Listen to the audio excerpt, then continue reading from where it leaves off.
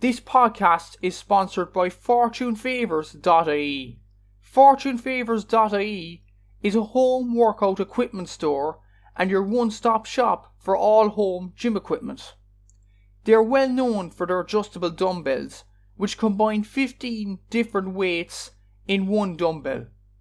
They have both 24 kg and 40 kg adjustable dumbbells. Check the link in the bio of this episode for more information.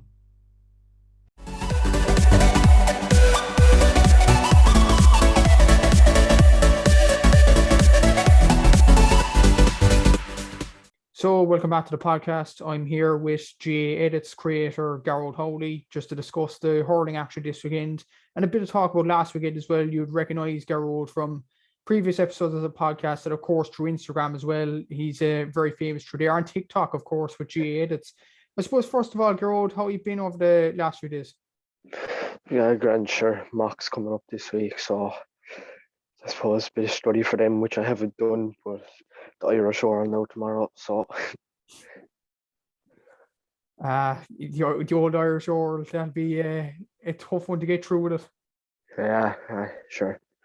We'll keep away with it, sure.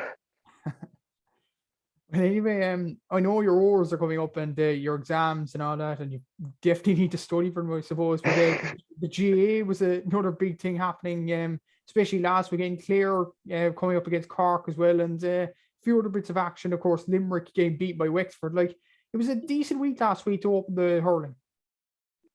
Yeah, better than anyone could have expected, I suppose. Low scoring games, and some of them high scoring in others, but I suppose the weather was kind of a factor too. Like Clare Cork, when you compare it to Wexford Limerick, there's a big difference in the scoring.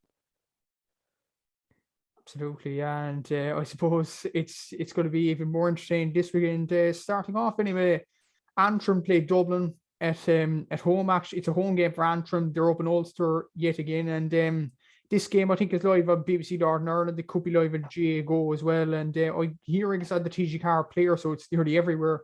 This game, it's on at 2:00 on Saturday. Like, how do you see this one going? Antrim are a hard team to beat in their own turf, but could you really look past Dublin? Like, just last week versus Waterford, they should have probably won it. I suppose discipline was kind of the factor to not winning it, but you could say the same for Antrim. Apparently the ref was very bad in that game, so 3-point difference in that game and in Nolan Park too, so they're really putting their hand up as well. Yeah, absolutely. There was a brilliant performance by Antrim going to Kilkenny. Like, you got most of the coverage. It's sad to see from Buff Egan, to be honest, going to the game, and then there was nothing from TG Car or RT. And I suppose I asked this to Aaron last week about the football. It's the very same for the hurling as well, seeing as Antrim were down Carlow was another one. That was an interesting Division 2 game. What do you think about GAA Go not showing GAA games and League Sundays? Let's just say lack of coverage of the games afterwards. GAA Go should be showing them. Realistically, they'd make money from it anyway. Like, it wouldn't fail, especially for smaller counties that really aren't on the television. But with League Sundays, it's not right what they're doing. Like, to spend the last night in the football now, to spend about half an hour on Dublin Kerry incidents and to not show any Division 3 game, only one or two Division 2 games. Like, it's not right. The lower tiers kind of need to be shown as well. Like, as Paul Galvin said, they shouldn't be considered divisions. They should just be called League 1, League 2, League 3, League 4. He's probably right, like, because it kind of leaves it down on the smaller teams too. It does, definitely, and yeah, it's absolutely ridiculous what's happening. Even GAA Go not showing games, the ladies football showing games this weekend, and that could be a real success. Like, Lee Cork is on, but anyway, back to the hurling. Like, you see Dublin as a good side. They played well against Waterford. Obviously, won the Walsh Cup as well. They seem to be gaining momentum. The under-20 hurlers reached the All-Ireland, the late All-Ireland final last year. They lost the Cork, but still it was a good achievement to get there. Dublin hurling is really on the rise, isn't it? It is, yeah, and geez, the news coming out this week anyway about Conor O'Callaghan as well. Obviously, John Fogarty was saying that wasn't true, and he's a reliable enough source. But you know, I wouldn't surprise me now. Maddie Kenny and Con kind of have the connection there anyway. But yeah, they've good underage coming through. They'd definitely be a dark horse this year, I'd say. And I suppose with Antrim, it's a difficult one for them being relegated for the Liam McCarthy last year. They're now back at the Joe McDonagh Cup. They will have tough opposition against the likes of Offaly and Kerry, but a Division 1 campaign like this coming up against the likes of Kilkenny, the likes of Dublin, the likes of even Tipperary as well, like that could really stand to them going into the Joe McDonagh Cup. It could, yeah. Like they'll be kicking themselves to go down. Really, like I'd say they would have fancied themselves against Laois the way they were, like to get a draw versus Wexford, and then obviously to beat us too. But like, is it really fair for a team to come up and go straight back down? It's like Norwich in the Premier League, like. But I suppose there's no way to kind of fix that unless you bring one or two more teams up into one of the championships. Yeah, I suppose it is a difficult one considering the Leinster Council actually increased the number of Leinster Championship teams to 6 of the last few years, and that pleased so many people. And then Antrim to go back down again didn't please so many people. So it is a difficult one, and maybe it's a discussion for another day. But for this game, you'll be back in Dublin. Well, I back Dublin, but I wouldn't put it past Antrim either. Like we know what they're like above there. Like it's like a fortress when you're up there. But I'd say Dublin by a few points. I wouldn't say it'll be a big beating. Yeah, it should be a very interesting game, and of course it is live on BBC Northern Ireland, and I think the TG4 player as well. So it's on loads of platforms. This game.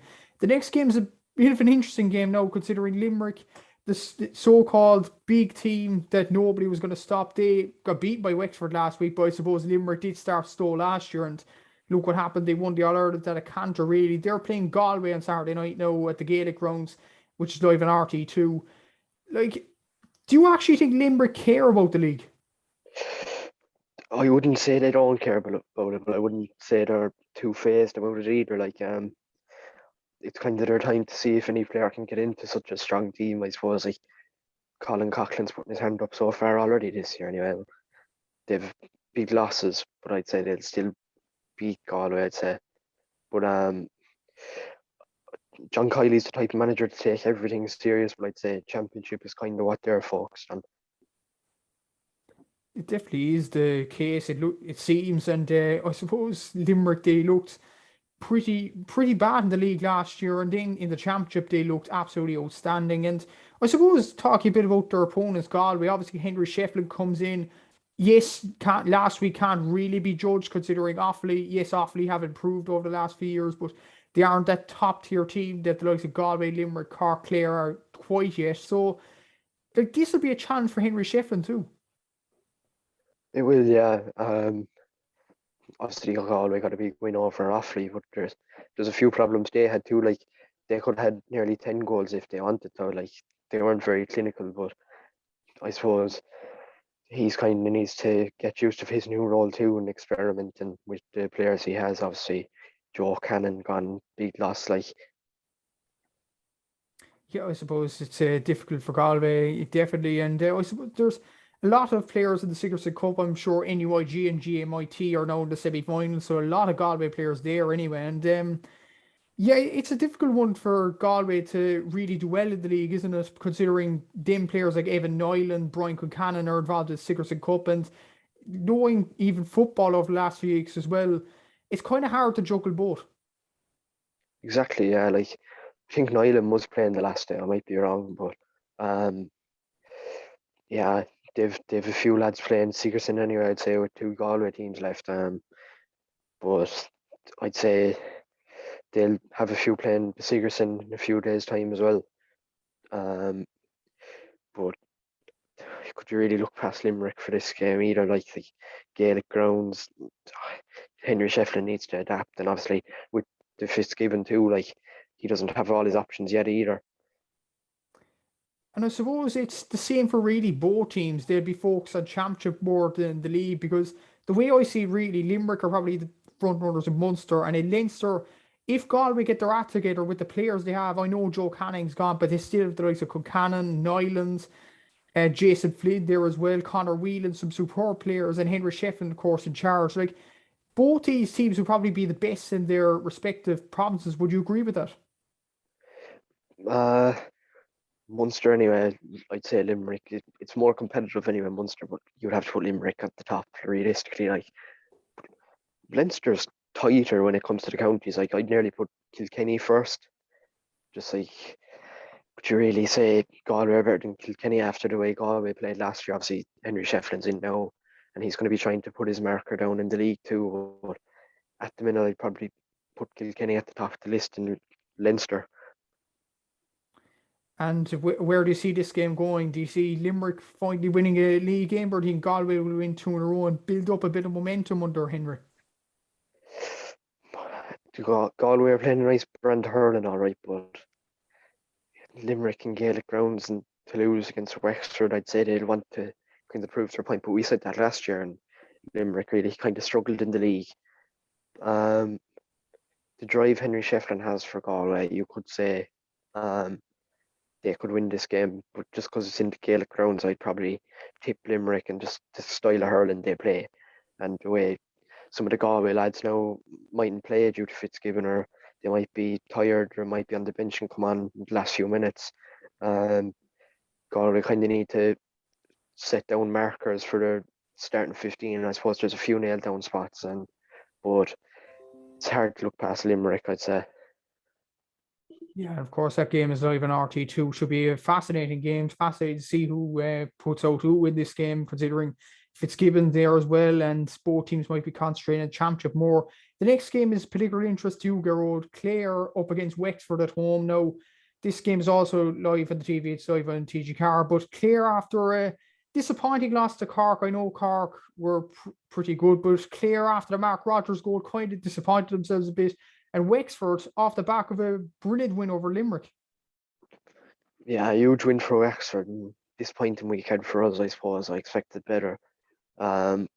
We really did slip away, like to not get a score in the last 15 minutes of the first half after getting a goal. It should be the time we're pushing on, but instead we lacked off. Like that goal he got, the amount of space Tim O'Mahony had out there, just like we couldn't get anything right after that. The puck outs, even like we've really struggled with puck outs lately. Like even last year's championship is just counties are reading us look like a book at this stage. It's just drive them up through the middle, and our full forward line is just pushing out then, and there's no other option than to go short. And then the full back line is getting absolutely hounded. That was shown versus Cork last week. Like, the amount of ball Mark Coleman won when the puck outs were going long.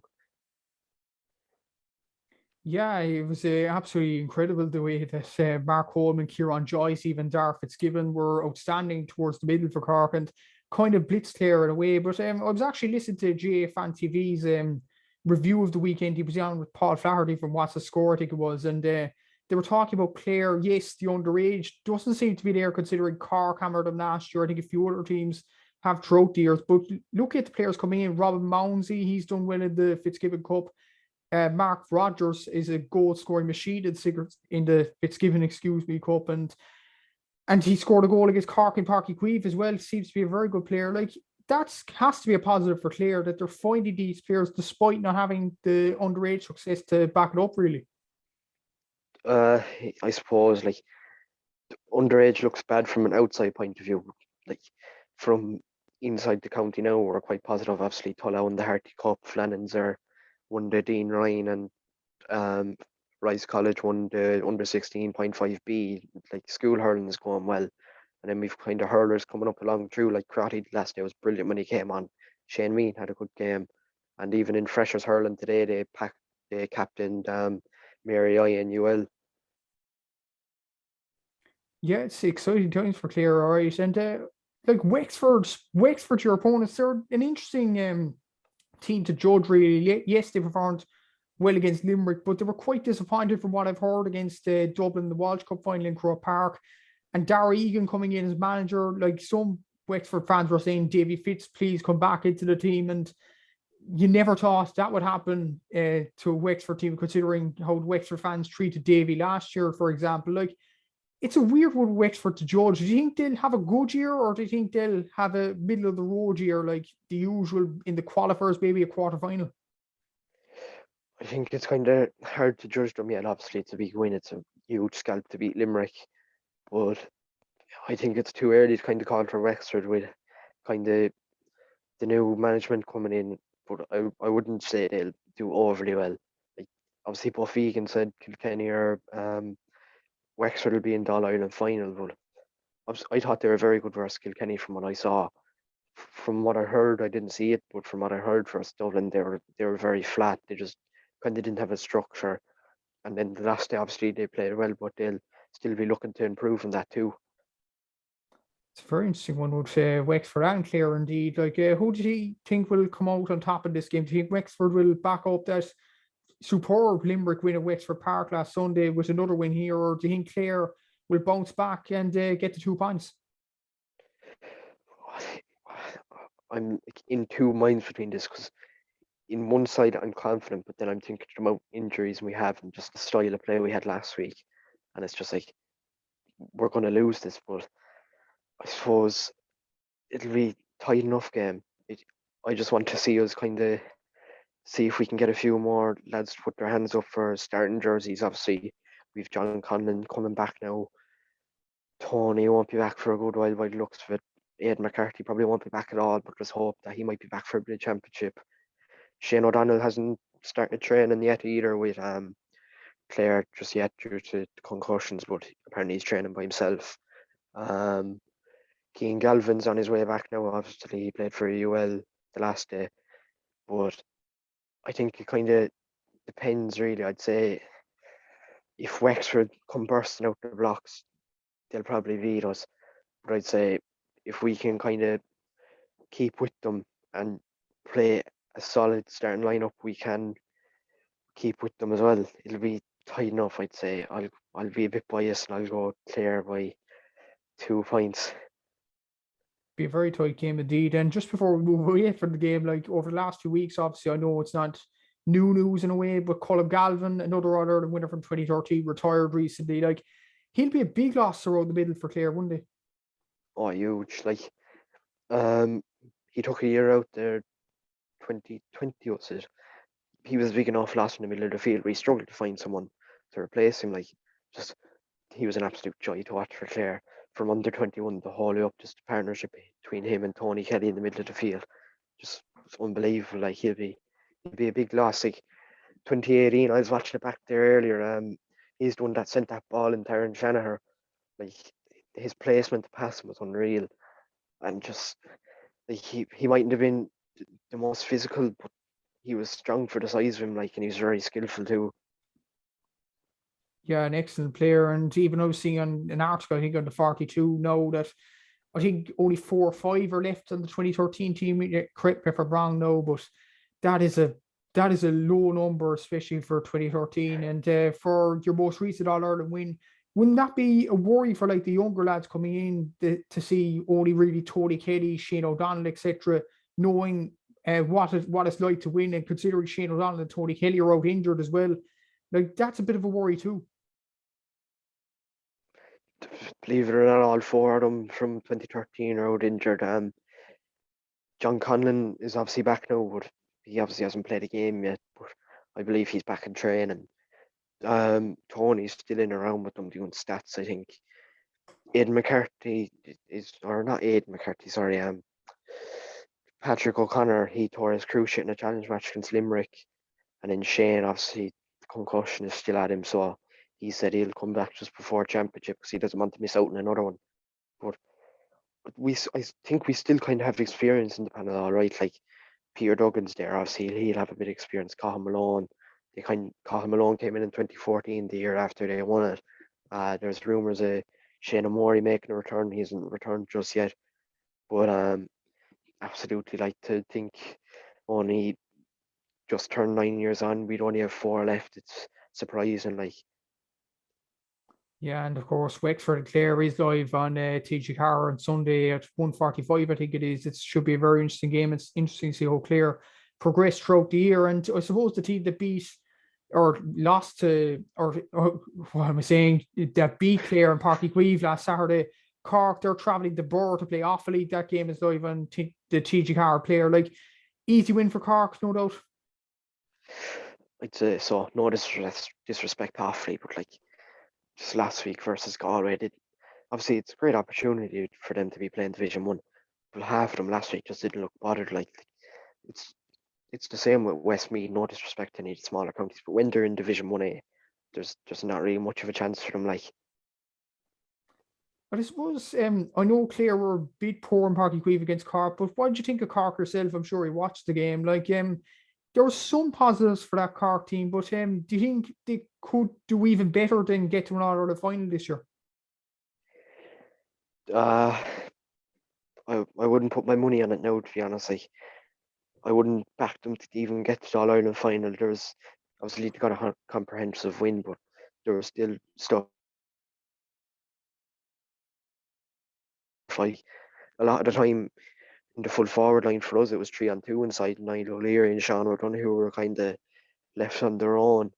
But I'd say they'll have a good enough year. I'd say maybe the semi-finals. I can't really tell you if they'll get to the final yet with the competition for second spot. Like obviously Waterford are there, Kilkenny, Galway, and even you couldn't even write off Wexford, Clare, the likes of them, Waterford yet. Like so, it's hard to tell with Cork at the minute. But obviously, positive for them last week here on Joyce was immense. Like Yeah, Kieran Joyce was an outstanding player, and even this is pleasing for myself as a Cork fan. Really, Jack O'Connor was on the bench; he only came on the last 2 minutes. Patrick Horgan didn't even take part in the game against Clare. Shane Kingston hit 9 points, but he wasn't really the main player of that forward. Like Shane Barrett was outstanding. Like to have all these options, Padraig Power, of course, coming on as well. That could only bode well for Cork going into the championship this season.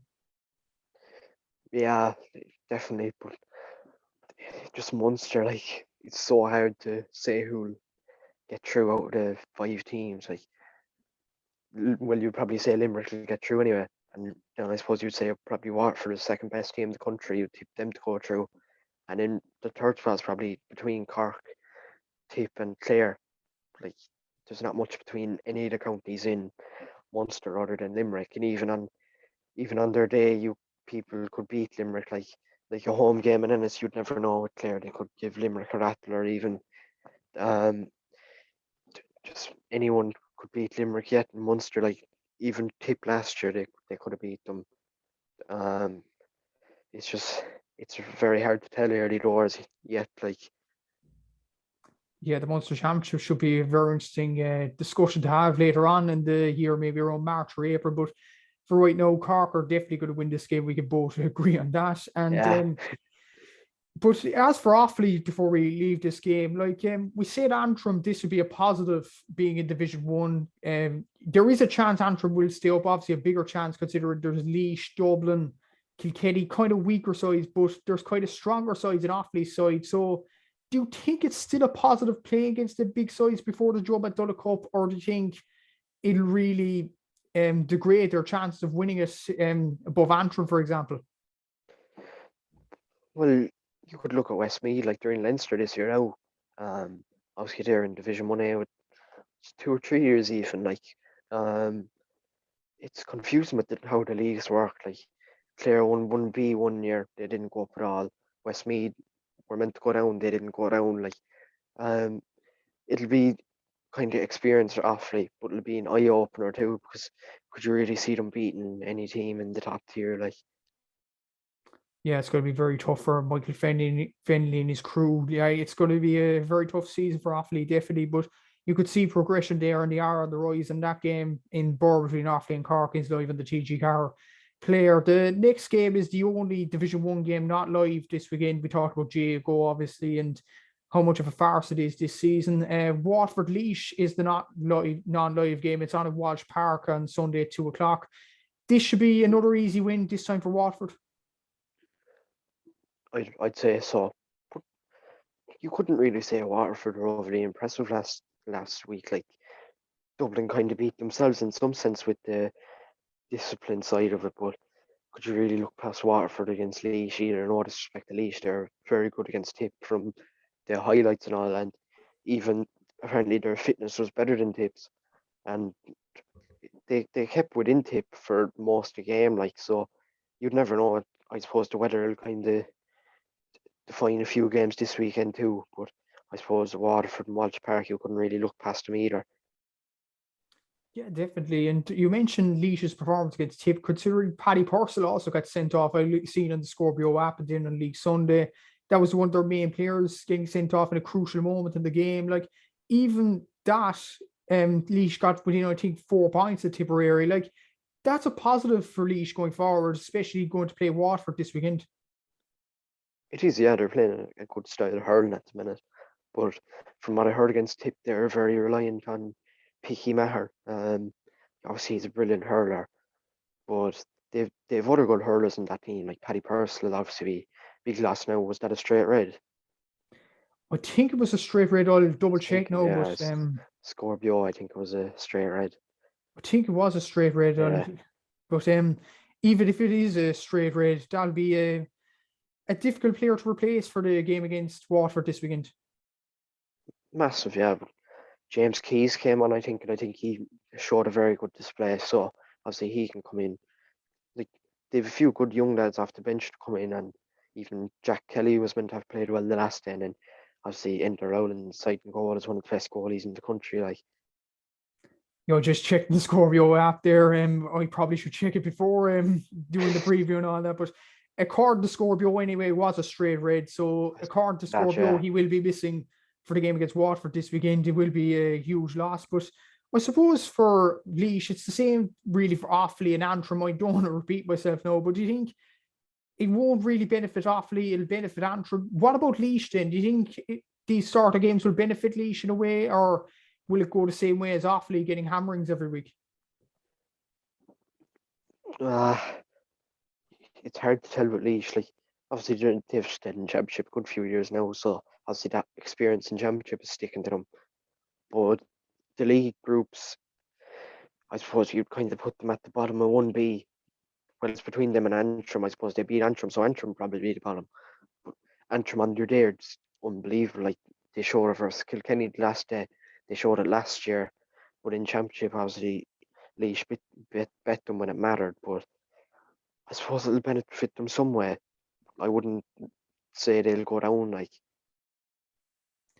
Yeah, they look a strong enough outfit, don't they? And I suppose look at the 2019, I've been looking back over clips and all that. There's still some players still there, like Paddy Purcell, Jack Kelly's beginning to come back into it. Picky Maher was superb at the club championship, but now he's coming to the Laois team. Like, having them players from the 2019 campaign and then some more like Picky Maher announcing himself really in the Laois fold, that can only be a positive going forward for Laois as well, to have maybe even a better season than 2019. it could, yeah. Like, obviously 2020 as well, they had a positive year. They nearly bet us. They could have bet us. Like, we were very flat that day, and obviously Dave McInerney got the red card. They really pounced on it, like, and just the rattling they gave Tip, they could have nearly beat them if they had 15 men. Like, so you couldn't really say, oh, Laois are below the pecking order of everyone else. The same with Antrim, although Antrim obviously went down, but they're giving the big counties runs for their money. Like, Yeah, it should be interesting what happens with Laois. But before we leave this game, obviously, about awarded Waterford as well. You think they're the second best team in Munster? I actually think they're the second best team in Munster as well. But do you think the gap is actually closer between Waterford and the group Tip, Cork, Clare than people think? I'd say so. Like, Munster is just, it's so tight. Like, you couldn't really predict the top three. Like, I suppose most people would go, oh, Limerick first, Waterford second. But if you look back on the round robins, Waterford have done poor enough, and a majority of them, like, so you never know. They might go out early, they might stay in and maybe go the whole way to the All Ireland final. But I suppose they're the second best team in the country, and you look at it on paper, like, and just Liam Cahill as a manager is unbelievable. Just the style of hurling they're playing is very good too. Like, they have a good brand of hurling. Just the likes of Calum Lyons, Austin Gleeson, they're very good. Like, the day they played us Blown Ennis there a few weeks ago, they even impressed, and they were missing a few players as well. Austin Gleeson had a masterclass that day. Yeah, there's some superb players, all right. Austin Gleeson, Jamie Barron, Stephen Bennett's another one. Like, they've superb players all over the pitch. And of course, they have the tactical genius that's Liam Cahill in charge as well. Like, it should be a very season for Waterford to see if they win their first All Ireland since 1957. I know they're kind of the Mayo of hurling, but there has to be romance as well, I suppose. The next game, well, this game would have been, top of the charts in like 2015, 2016. even maybe 2017 is small, but Tipperary and Kilkenny. But both these teams have really fallen away from the likes of Limerick, Cork, and Waterford over the last few years. Would you agree with that? Yeah, I would. I suppose Kilkenny are kind of finding their feet again. The last few years, from even last year, like they were a bit more impressive than Tip. Obviously, Tip went out disappointingly to Waterford, but you couldn't really say they deserved it that day either. It was a tight game. Just I think Waterford kind of deserved it that day. But Tip are kind of in their transitional stage now, so it's hard to tell with them. Like, obviously, Colin Bonner's come in. Paddy Maher only retired there a week ago, so like that could change their whole style completely. Um, and just I believe they had open trials, was it? No, not open trials. It was like northwest. So he's obviously trying to get the best out of them, but I think it's kind of a transitional stage, and I can't really see them getting to the top this year either. But with Kilkenny, I wouldn't write them off for an All Ireland final just yet. Like you could never write off the Cats, as they say. That's also the saying that is a brilliant saying to have, I suppose. And seeing as Kilkenny won so many All Irelands, especially in the early 2010s and the late 2000s, that saying could is no lie whatsoever. But I suppose on Tipperary, like Aaron was talking on the preview last week about Colin Barner implementing his style a bit like Kieran Kingston did last year, dropping the likes of Conor Lehan. Colin Barner's done so with John Bubbles of the Word, which was a bit of a surprise to you, no doubt, and to me as well. Yeah. Like, do you actually think that Colin Bonner could prove the doubters wrong by dropping Bubbles of the Wire and then with his team, with his tactics, with his philosophy, possibly even have a good year for Tipperary? Let's be honest, a good year would probably be a semi-final or maybe even a final. From what I'm hearing anyway, Bubbles is an injury, so he's just being left out for the league. I believe it's a knee injury from what I've heard. Like you wouldn't drop a player like Bubbles just like that. But I think this is kind of their year where they'll transition. I can't really see them doing well this year. Uh, I wouldn't write them off, but at the same time, I don't think they'll overly impress. Like people are kind of getting a bit too confident over them at the minute. I think like, versus Leash, obviously he was implementing his playing style with even Cathal Barrett was playing nearly the middle of the field half the time. Jake Morris was kind of out further than what he usually is, but I wouldn't say they'll get to the semi-final this year now. I'd say they'd be looking to get out of Munster the way the competition kind of is at the minute. Yeah, 100%. And I suppose Kilkenny, you think you wouldn't write off the Cats, as they say, everyone says in that saying, to be honest. But or is it three semi-final defeat or two semi-final defeats? The Limerick one, they probably should have won with the sideline fiasco and all that. But then they lose to Waterford in 2020 and then lose to Cork in 2021, albeit after extra time. But still, it was a tough one to take. Like, is that kind of a mentality that we'd expect from Kilkenny over the last few years, just losing in semi-finals, or do you think there'll be a kick in them, more of a kick in them this year? It's always hard to tell about Kilkenny the last few years. Like they always seem to sneak their way into a semi-final, or they always seem to sneak in and get a Leinster Championship and kind of get a nice run out of that. But obviously they've TJ Reid again this year. Like the Ballyhale lads be a major boost from their back. Adrian Mullen, Owen Cody, even Dara Corcoran has been impressive for Ballyhale. But geez, I'd say Brian Cody won't leave until he gets another mark in the hurling game, as they say. Like the time he's been with them is crazy. Like just I wouldn't write off Kilkenny anytime, but I can't see them really winning All Ireland at the minute either. Like, but you can't write them off, as you said. Absolutely. And the thing is, like, there's really the All Ireland is kind of unrealistic for them, considering how good Limerick are. Waterford, Cork are even improving. Tipperary on their day could be a good side. Clare even could beat Kilkenny, excuse me. Do you think the league, considering Limerick, Cork, Tip are putting out second string sides, and is this a chance for Kilkenny maybe to put a trophy in the cabinet to stamp their authority on the rest of Ireland by winning a league title, or do you think that's kind of a meaningless achievement? Kilkenny obviously missing a few of their boys too, like with Ballyhale. So they're not really playing their strongest team either. It's kind of their opportunity now to test new things. Obviously, Hugh Lawler was centre back the last day. He was meant to have played very well. Mossy Keown was full forward. He got 2-2, I think. Like, that's some going for not having the likes of TJ Reid and all. But they definitely could put a marker down in Division 1B for definite this year. And I suppose for this game, do you think Tipperary will steal 2 points and win on their home patch in Seppel Stadium, or do you think Kilkenny will go there all guns blazing and beat Tipperary? I'll go for Kilkenny. I just think Tip were kind of trying to figure themselves out last week, and Kilkenny kind of won't give you that space to figure yourself out during the game. And Kilkenny are obviously just Kilkenny, like they're going to want to beat Tip. So there's still rivalry there, no matter how low they drop down the pecking order. But I think Bonner kind of needs his time during the league, and I don't think Kilkenny are going to let him get them 2 points too softly. And that game is live in TG Carroll. Like, that should be a very interesting game between Tip and Kilkenny. The rivalry's never lost there. Just a few words on the other games down through the divisions. I think one really stands out: Carlow against Westmeath. Carlow, it was a bit controversial on their part. Apparently, their players and manager, maybe a bit of their fans, were hurling sectarian abuse at the Dome manager, and they eventually lost the game as well. So it wasn't a great weekend for Carlow. Westmeath had a very good win against Kerry actually last week. So that should be a very interesting game at the top of Division 2A.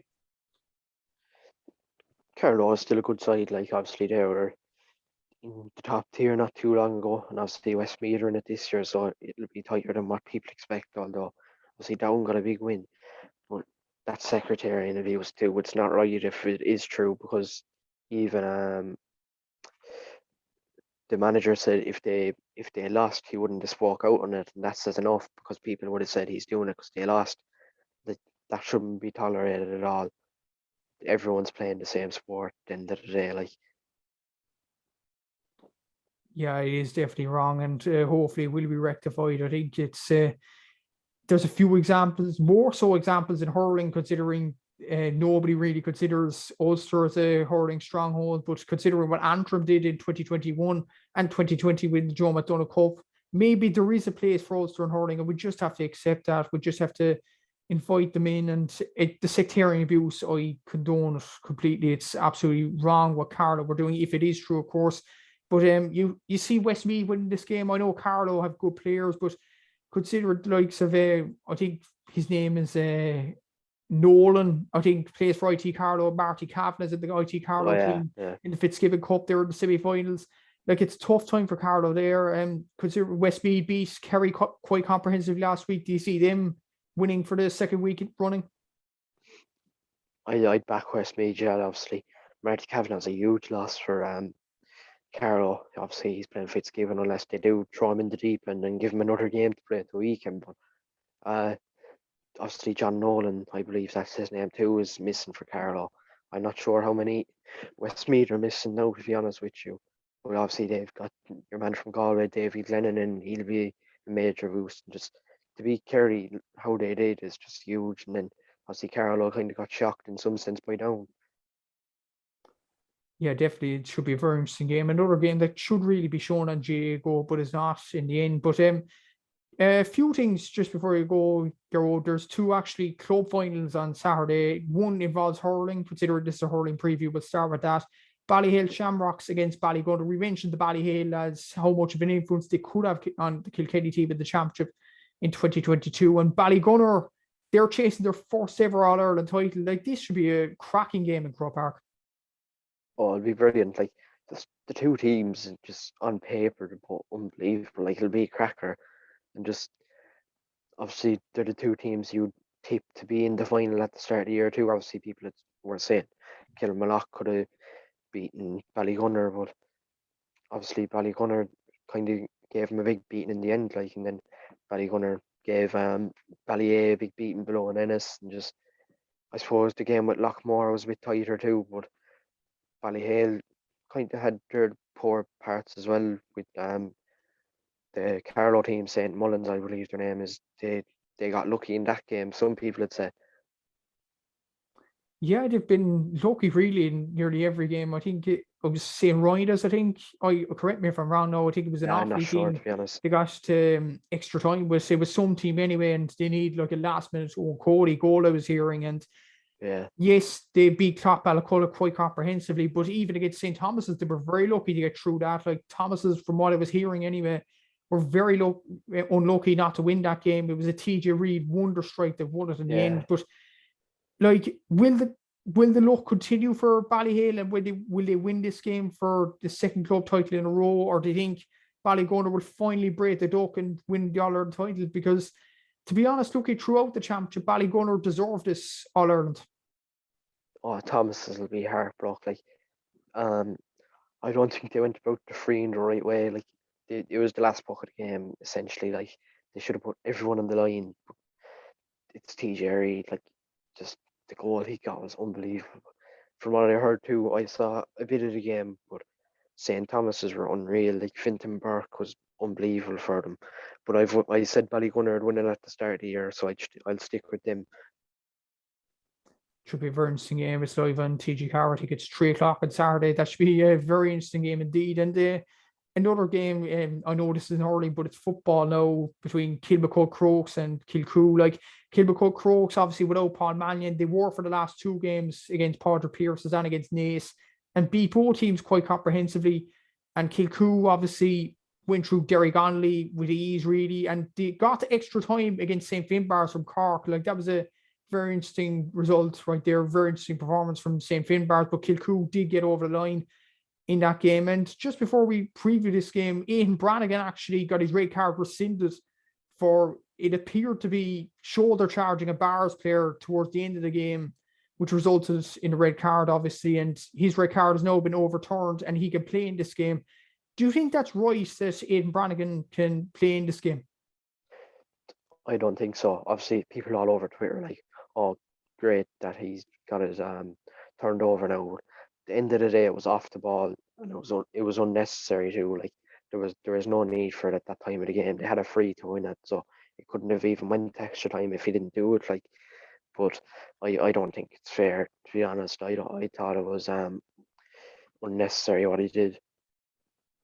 Yeah, I completely agree with you. Some people, I think, was Ciara O'Kane, Ashton O'Reilly were a few that said that it was great for Aidan Brannigan to get his red card rescinded. I completely disagree. Like it was off the ball. It was stupendous. I don't know. Even his own player, I think it was Ryan Johnston, their number 12 anyway, was like, "What are you doing?" to him, and he just knew it was a stupid decision to make. But anyway.